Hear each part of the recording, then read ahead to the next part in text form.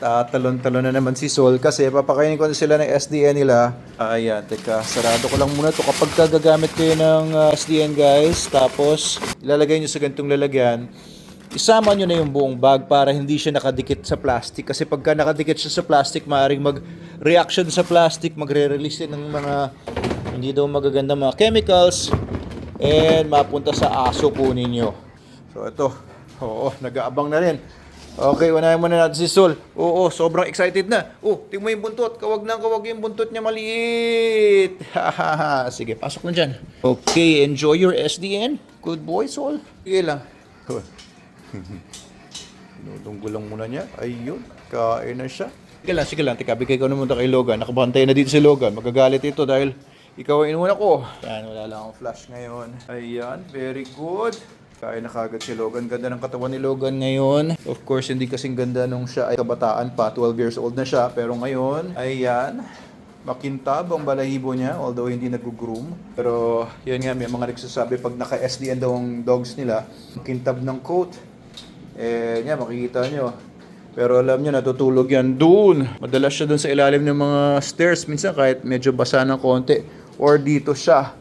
Or doon siya sa may harapan kapag hindi umulan. Pero medyo umuulan ngayon. Kaya madumi talaga ang coat niya.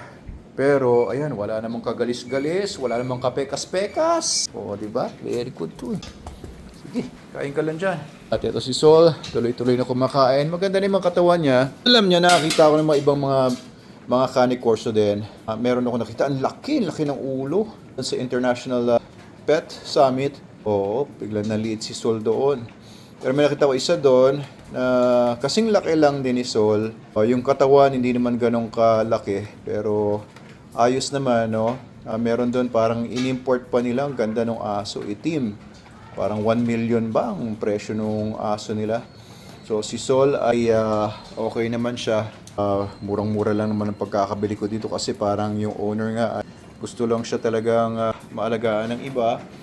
So I consider him a rescue kasi na-rescue ko siya dahil sobrang payat niya nung dumating siya dito and I think naka-apekto yun sa kanyang further development pa kasi si Sol ay ayan, maganda naman yung food niya pero hindi talaga siya tumataba ng mataba pero okay naman yung ganyang katawan.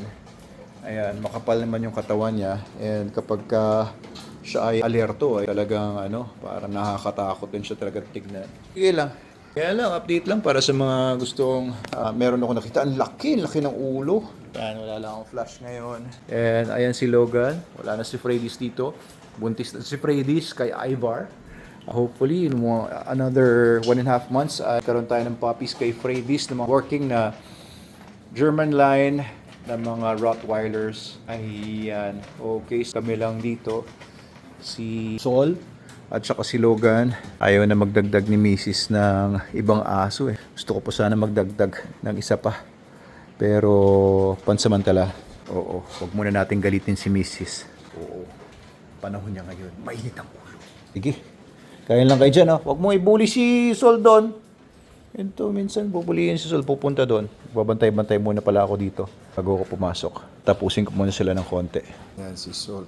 Ganda naman katawan niya. Ayan, lapad. Tapos meron nga palang hater. Oh. Bakit ko daw laging pinagmamayabang si Sol? Bakit ko daw laging pinapakita si Sol sa mga videos? Parang para sa kanya substandard itong si Sol. Sa akin wala mang problema. Di mo ako mahilig sa mga show. Dati mahilig ako sa mga show. Pero sa akin, kabaga aso ay functional.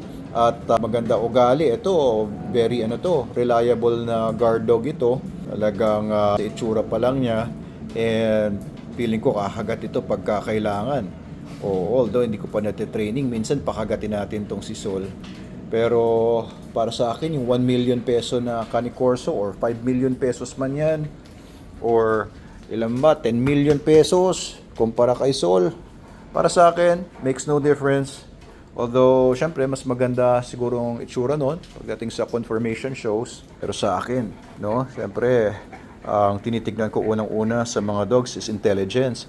And para sa akin, yung movement nitong si Sol, yung bilis niyang tumakbo, yung agility niya, yung pagpanikpanaog niya sa stairs, yung energy niya, hindi kagaya ng ibang mga big dogs na sobrang tamad na. Tingnan niyo. Panik tayo dito, Sol. Ika. Sol, panik tayo dito. Come on, Ika. Up there. Good.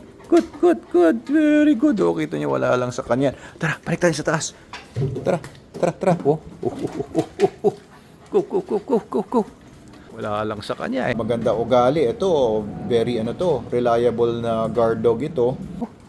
Oh, simpleng-simple lang sa kanya yan. Kaya very agile for a big dog. And very energetic. Naka SDN 42. Kaya, ayan, wala akong problema sa kanyang performance. Very good ka.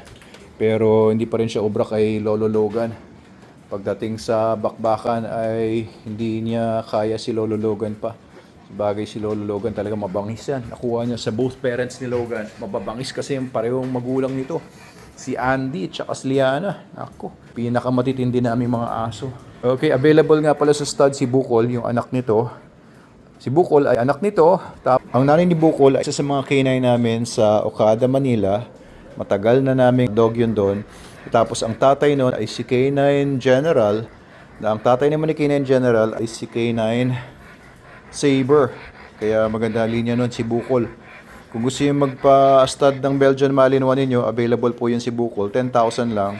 Nandun lang po siya sa Manalo Resort Hotel. Etong kasi si Lolo Logan ay hindi na makabuo yan eh. Kawawa naman. Hindi na makabuo. Ano Logan? Hindi ka na makabuo Okay lang yan. 12 years old na eh. Retired na siya sa stud work. Ang dami nang naging tuta nito.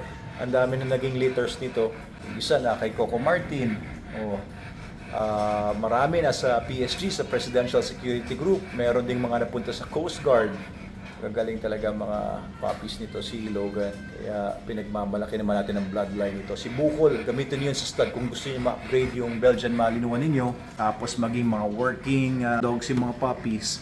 Matangkad na aso yun si Bukol. Tsaka maganda rin ang drives.